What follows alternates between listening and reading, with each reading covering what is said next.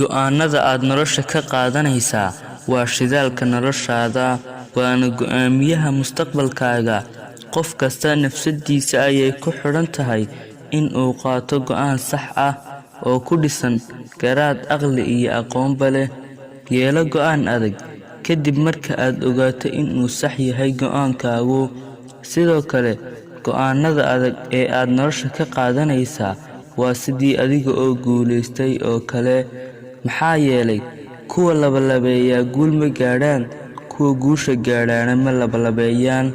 In aad qof go'aan leh noqotaa waxa ay kaa caawinaysaa in aad u noolaato sidii qof faraxsan oo kale, oo aanay waxba ka dhinayn.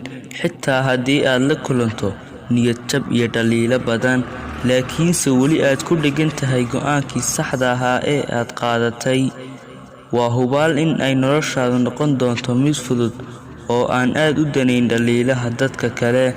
Go'aanka adag ee aad noloshaada ka qaadanaysaa waa caleenta dhalaysa midhaha guusha. Haddii aad ku dhiirato oo aad xamaasad iyo dareenba u hayso,